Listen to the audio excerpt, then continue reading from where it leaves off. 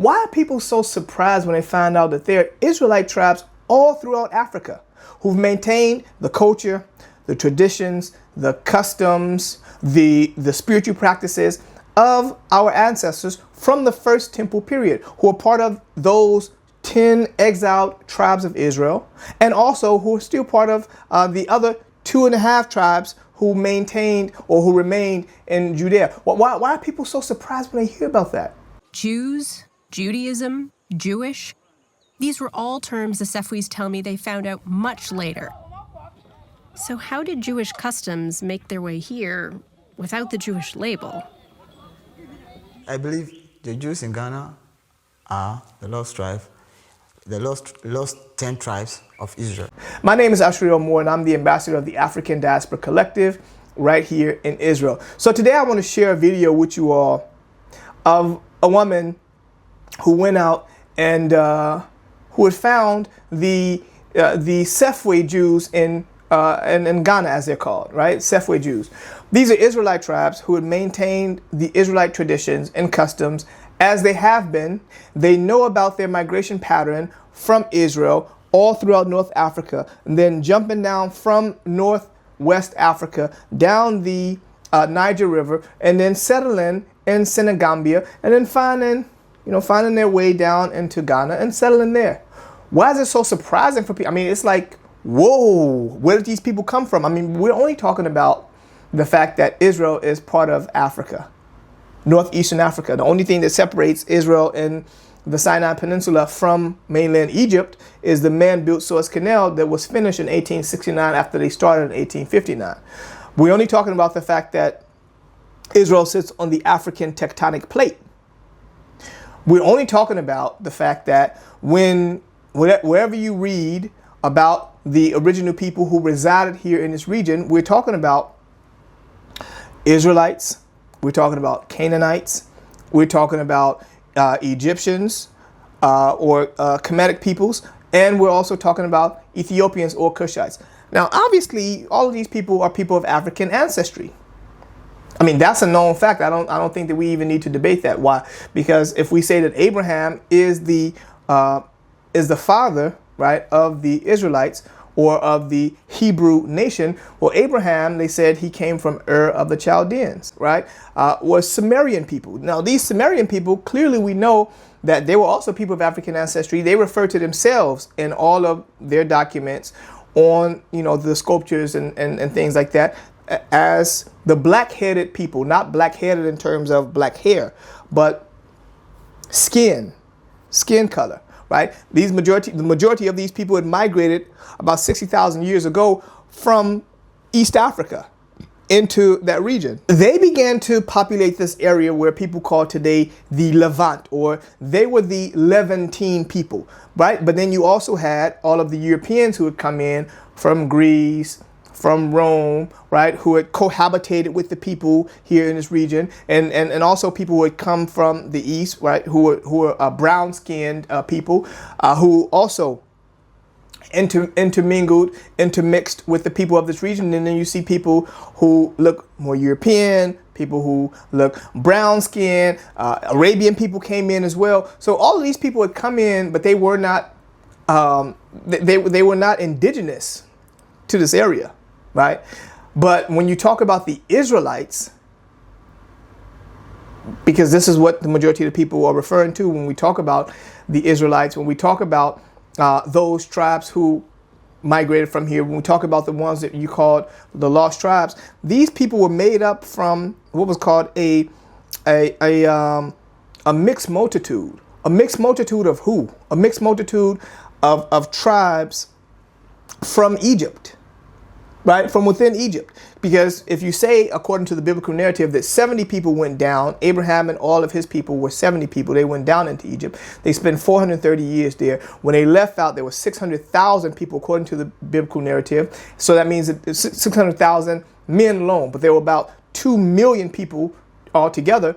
These were a mixed multitude of Egyptian peoples. And we know all throughout the scriptures where Egyptians are mistaken for Ethiopians. Ethiopians are mistaken for Canaanites. Canaanites are mistaken for Hebrew. Hebrews or Israelites. Israelites are mistaken for Canaanites. This is just how it's going. I mean, Moses was mistaken for an Egyptian, not because he was dressed just like an Egyptian, but because he looked also in his outer appearance like an Egyptian. When the family of Yeshua, as some people refer to him as Jesus, Mary brought him down into Egypt to flee from Herod. She didn't bring him down into Egypt with people who are dark-skinned, blue-black people, expecting that he's not going to stand out if he was of European ancestry or if he was much lighter than the usual people. That didn't happen. She brought him down into this area knowing that obviously he would mix. He would look like everybody else who were there. So I don't know why is this something that is foreign to people, but nonetheless, let it be. Let's watch this video. I just took small sections, small segments of it to show you all the Sefwi Jews over in Ghana so that you all can become a little more familiar also with the Israelite tribes that are all throughout Africa. So I'm living my life in Ghana. I'm working, I'm meeting people.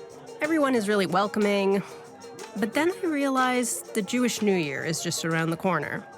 I'm not a religious person. In fact, Judaism doesn't play a big role in my day-to-day life. But now, I'm in a place where Judaism doesn't feel like an option. And well, I guess that makes me lonesome.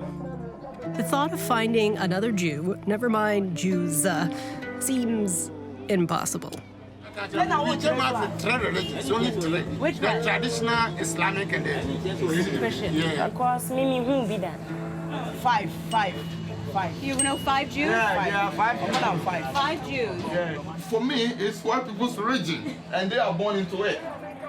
No one takes this to heart quite as much as my neurotic Jewish mother, who cannot stand that her daughter is alone during the Jewish high holidays. She finds an article online about a possible Jewish community, about a day's journey away from where I'm staying in Accra. I'm extremely skeptical, but equally curious, so I decide to arrange a visit to this community. On my way there, I'm imagining what I'm going to find. Is it a community of Messianic Jews? Or maybe they're Jews for Jesus? Or maybe they're Jewish American expats that form some kind of creepy Jewish commune in the middle of Ghana? I don't know. All these options seem way more plausible to me than meeting Ghanaian Jews. The next morning, I walk into synagogue, and I'm moved.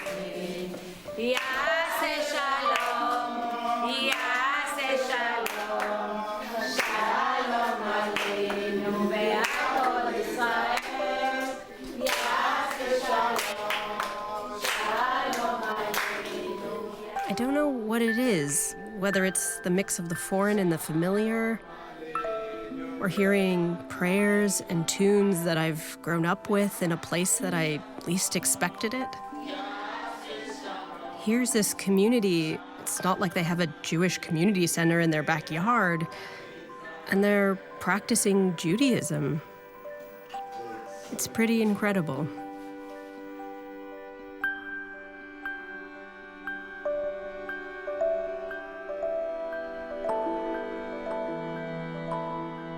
Yo, shalom.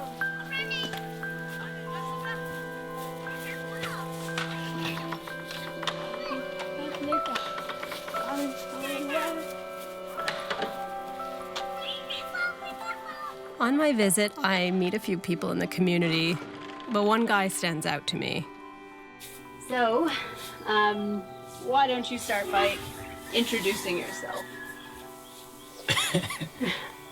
I'm Alex Ama from Jewish community in Sefwi also, Ghana.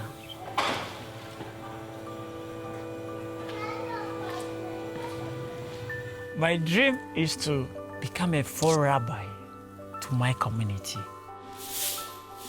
My dream is to study Judaism, teach my people so that they can not forget our tradition, our Judaism, and to better people's life. If there was a Sefwi word for mensch, I'm pretty sure that would be Alex's nickname. To be a leader, you must be a role model. People will look at you, how you behave. And as a leader, you cannot just sit down and fold your arms and let people do things for you. You have to sacrifice your time, your money, and do something for your people. While I'm in Ghana, Sefwi becomes my little home away from home. I visit there as much as I can on the weekends or when I have time off work. I get to know the community, I talk to some of the people, spend a lot of time with the kids. So let me go and show you the vendor of my farm and show you the food of clubs. This is cocoa beans.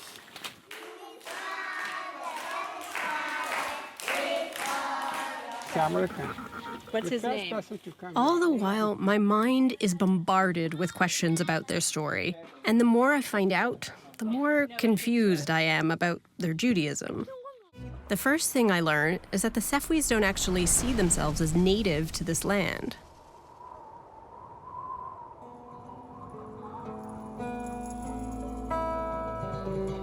Efiri Arab countries no mu na ye nyina chese yi akoko no ne ande na man ye nyina kakra no we akọ ha saa ne ye nyina wura mu a ye nso ezia ye beduru ha no. Some Sefwis say they came all the way from Israel, migrated across the Nile southwestwards through Mali and Ivory Coast. Enka tete no na no mo wo Israel e oko na ya omo epam omo ha ombetra say this state ha. So they were migrating from different places because those days we don't have the written literature. All it's about oral. Everything was handled orally. So wo tu kwan ko ba bia wa mamre no ekuta wo no asa wo de ko na onyankopon so etimi hu se yan so ye adwufo no nti oyi nsuo bi ma ye se ne ebedu ba bi no bia ye rafi wo asa mam ne friend na so bre. So the head of the stream is where they go and worship. Chief Kofi Nkwa brings us to see the Sobre. Oh, I'm a pre. As you bre. I'm the mango brebrio. So I can babble my. Wafanzano. The Sobre is the divine body of water that guided the Sefwi's ancestors here. This stream is just a little part of it. Na sobrono abeda ne ho adi eye se opese oboa sehwiman no nti sehwiman be bi omko bia omo besansu no bi e de akobia no omodi nkonim. The Sobre is also kind of a spirit, and it's said to have maintained the Sefwi's ancestors' customs and laws. The most important of these customs was treating the Saturday as the day of rest, or in Jewish law, the Sabbath.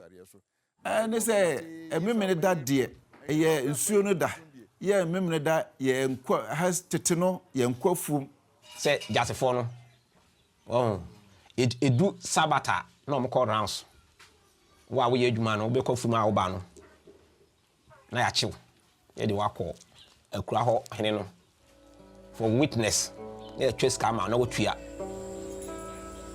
Other than the Sabbath, I find out the Sefwis practiced other customs that date back to before the introduction of Rabbinic Judaism. Zitu anesi bondua ahamie separate. Ni gym creating e pop from morning chebodi tin ni gym creating do a prosabe mo abia o tiso wo chi ye ne wa wuru woni ye dewo. I learn about these customs and I think, hang on a second. If they've been practicing Judaism for centuries, how was the community only formed in 1977? And that's when I find out it wasn't Judaism exactly. Nobody knows to say Judaism. Well, Jews, Judaism, Jewish, these were all terms the Sefwis tell me they found out much later. So how did Jewish customs make their way here without the Jewish label? I believe the Jews in Ghana are the lost tribe, the lost 10 tribes of Israel. Ebenezer isn't alone. A lot of the Sefwis believe the same thing. And to give you a little refresher on the lost tribes of Israel, here's an abridged version. It starts with 12 tribes in the ancient kingdom of Israel. In the 8th century BCE, the Assyrians attacked Israel and exiled 10 of these tribes. They were absorbed into foreign lands and peoples. The 2 that remained, they formed the kingdom of Judah and became known as Jews. The Israelites that were exiled remained lost. Now, the Torah prophesizes that one day the lost tribes would be found and reunited with the rest of Israel with the coming of the Moshiach, or the Messiah.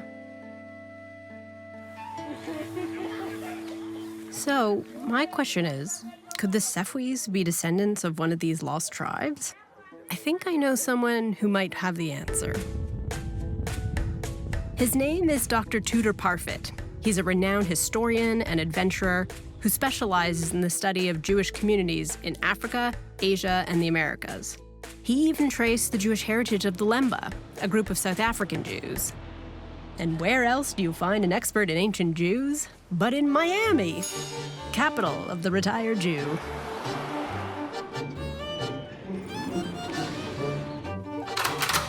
Hello. How are you? Good. Hey. Hi. Lucky me. Thanks for having me. The big contribution of the Bible to this story is the fact that the prophets prophesied that one day the lost tribes would return to the land of Israel. Christians believed it, and Jews believed it. Somewhere on the shimmering horizon of the known world, the lost tribes would be found. When Christopher Columbus first arrives in the Americas, he's fully expecting to find, at the end of his arduous voyage, the lost tribes of Israel. And for this reason, he took with him an interpreter. And the languages that the interpreter knew was Hebrew and Aramaic and Arabic. Colonists, missionaries, agents of imperial powers, they looked for biblical customs or Jewish customs. If you saw circumcision being done somewhere in the African bush, that would immediately suggest to missionaries or to colonists that there is something Jewish here. And if there is something Jewish here, how can we explain it?